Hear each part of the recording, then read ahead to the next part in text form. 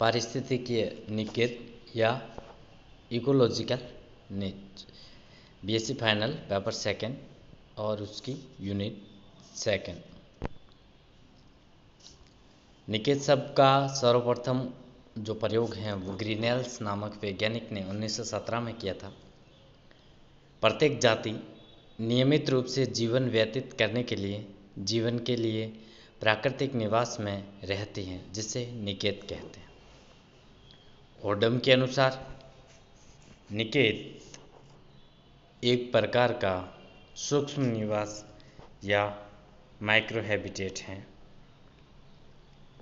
Charles Elton ने बताया कि किसी प्राणी विशेष का प्राकृतिक वातावरण या समुदाय में स्थान स्तर निकेत है। हचिंसन के अनुसार अनेकों जैविक और अजैविक कारक वाले उस स्थान या क्षेत्र को जिसमें वातावरण कारक किसी जंतु को अनिश्चित काल तक जीवित रहने या गतिशील जीवन यापन की अनुमति या सुविधाएं प्रदान करता है को निकेत कहा जाता है।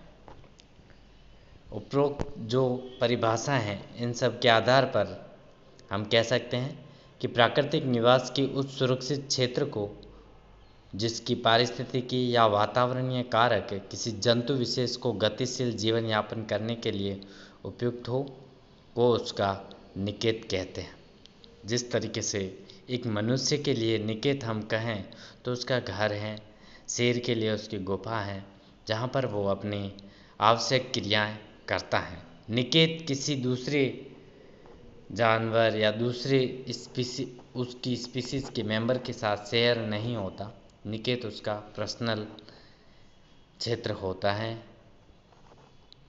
विभिन्न आयामों के आधार पर निम्न 3 समूहों में निकेत को विभाजित कर सकते हैं। स्पाइटल और हैबिटेट निकेत।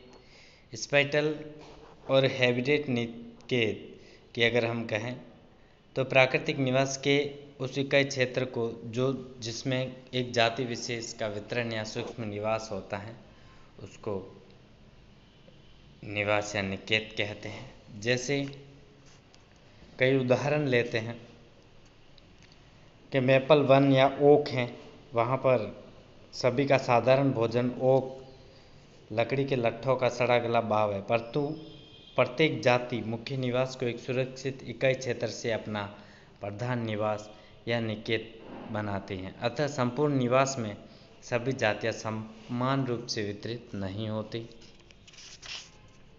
सेकंड वन बोले ट्रॉपिक निकेत। ट्रॉपिक निकेत के अंदर हम कहें तो कभी कभी 2 या अधिक जातियां एक समान निवास करती है, परंतु उनके अंदर जो भोजन या पोषण की है वो भिन्नता होती है। इस कारण उनके अलग अलग निकेत होते हैं। इसे ट्रॉपिक निकेत कहा जाता है। जैसे तालाब में जूप्लैंक्टन, साथ ही प्लवक भक्षक या क्रस्टेशिया वर्ग के प्राणी आदि अपना आप भोजन अलग अलग रूप से करते हैं। थर्ड वन मल्टी डायमेंशनल और हाइपर वॉल्यूम निकेत। यह विचार हचिंसन नामक वैज्ञानिक ने दिया। हचिंसन ने साधनों की उपलब्धि या स्पर्धा जो कंपटीशन है की सीमाओं के आधार पर निकेत को 2 सब ग्रुप के अंदर डिवाइड किया, एंड दैट इज फंडामेंटल निकेत एंड रियलाइज्ड निकेत। फंडामेंटल यह वह निकेत हैं जिसमें रहने वाली जाति को उपरोक्त प्राकृतिक कारकों या सुविधाओं के लिए अन्य जातियों से कंपटीशन नहीं करनी पड़ती, अर्थात ऐसे निकेत जाति विशेष के लिए पूर्णतः सुरक्षित हैं। रियलाइज्ड निकेत वह निकेत जिसमें रहने वाली जाति को उपरोक्त प्राकृतिक कारक या सुविधाओं के लिए स्पर्धा करनी पड़ती है। परिणाम स्वरूप निकेत में वास्तविक सुविधाओं का परिणाम मूलभूत निकेत की तुलना में कम हो जाता है। कंपटीशन तो जनक स्थिति के कारण कारकों का वास्तविक लाभ या उपलब्धि मूलभूत क्षेत्र से कहीं कम होती है। इससे कम्पिटिटिव स्थिति वाले निकेत को वास्तविक निकेत कहा जाता है, जहाँ पर स्पर्धाजनक यानी कंपटीशन के कारण जो वास्तविक लाभ या उपलब्धि क्षेत्र से कहीं कम होता है उसे कम्पिटिटिव स्थिति वाले वास्तविक निकेत कहते हैं। ए के अंदर जो मूलभूत निकेत हैं वहाँ पर ये स्पीसीज कम मात्रा में है और इसको अपनी जो साथी कोई स्पीसीज है उनसे कोई कंपटीशन नहीं करना पड़ता, इसलिए इसको फंडामेंटल निकेत कहते हैं, सुरक्षित है।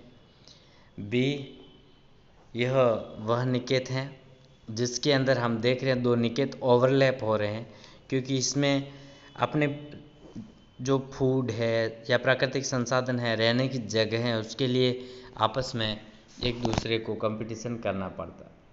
तो यहाँ पर जो ओवरलैप हो रहा है इस वजह से इनके बीच कंपटीशन हो रहा है और कंपटीशन के कारण इस निकेत को रियलाइज निकेत कहा जाता है, क्योंकि इसमें अपनी सुविधाओं के लिए एक दूसरे से इनमें कंपटीशन होता है। पॉपुलेशन ऑफ स्पीसीज ए और उसकी टेरिटरी है, ये population of species B and उसकी टेरिटरी है। तो हम बात करें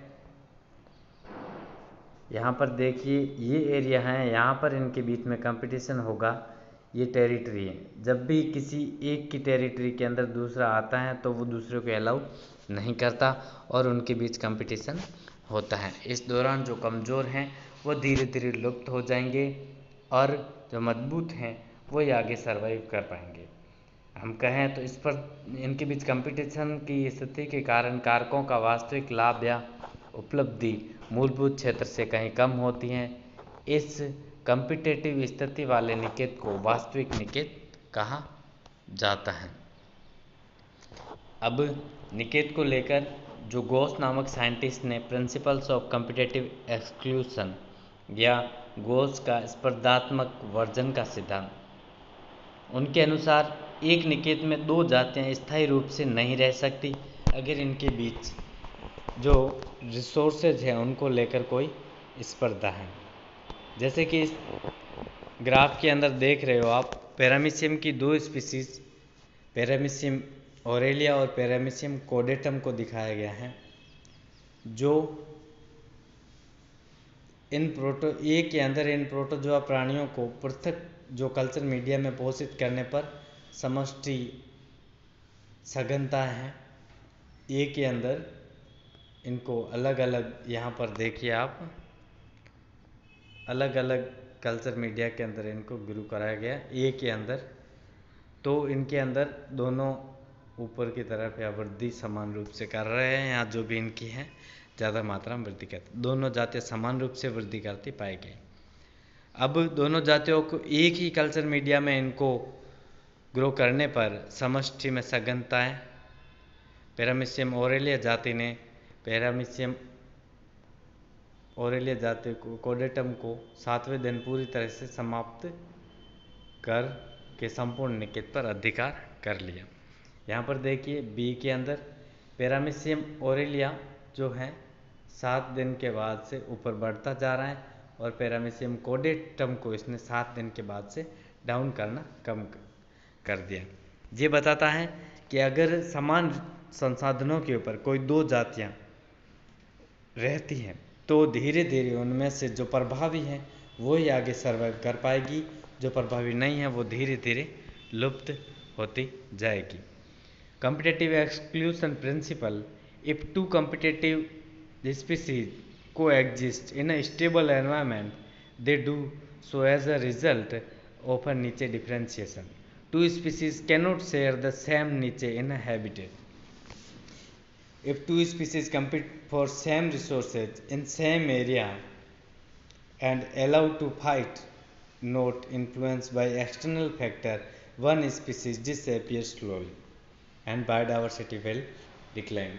कहने का मतलब अगर दो जातियाँ एक ही समान एरिया के अंदर समान संसाधनों के ऊपर रहती हैं और उनके बीच फाइट या लड़ाई या कंपटीशन होता है और कोई बाह्य कारक इनको प्रभावित नहीं करता, तो एक स्पीसीज धीरे धीरे समाप्त होती जाएगी और बायोडाइवर्सिटी उस क्षेत्र की धीरे धीरे कम होगी, क्योंकि वहाँ पर जो प्रभावी स्पीसीज हैं वही वृद्धि करेगी।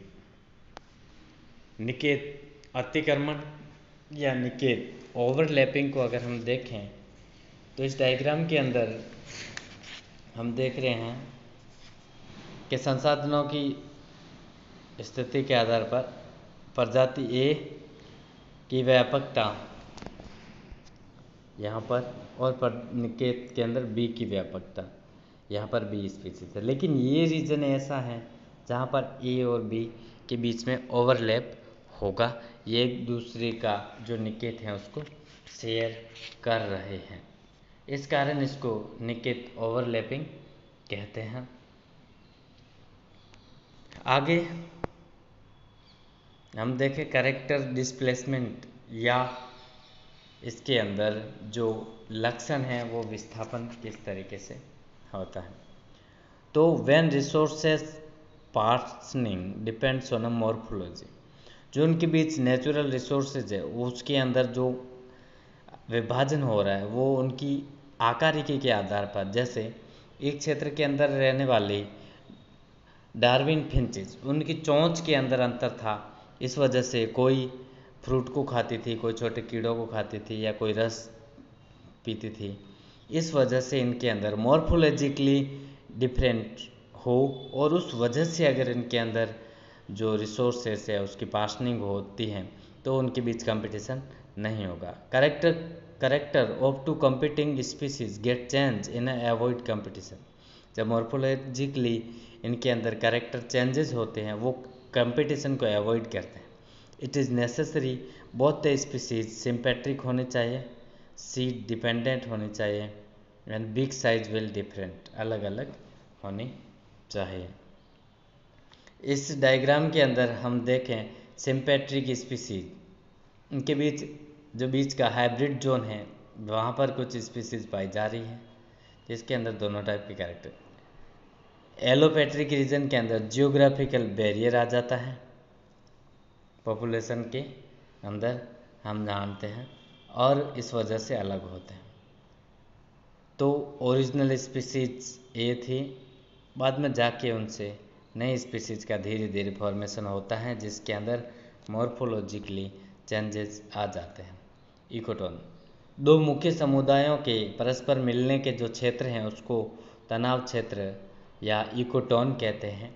यह दोनों समुदायों के बीच एक ब्रिज की तरह कार्य करता है। जैसे यहाँ पर होम नेस्ट है और होम नेस्ट, बीच का क्षेत्र है इनका इकोटोन या कहलाता है, जिसको दोनों स्पीसीज शेयर करते हैं। प्रिंसिपल्स ऑफ एज या कोर का सिद्धांत, नियमित रूप से किसी पड़ोसी समुदायों की तुलना में तनाव क्षेत्र में अत्यधिक जातियां तथा घनी जीव संख्या पाई जाती है। इसे प्रिंसिपल्स ऑफ एज या कोर का सिद्धांत कहते हैं, किनारे का सिद्धांत कहते हैं। तनाव क्षेत्र में प्राणियों की अधिक संख्या का कारण अधिक मात्रा में भोजन और आश्रय का होना है, जो कि भांति भांति के पेड़ पौधों से उपलब्ध होता है। Thank you. तो इस तरीके से हमने निकेत को पढ़ा। इस डायग्राम के अंदर आप देखेंगे ये इनके बीच जो इकोटोन है उसको बता रहा है। Thank you.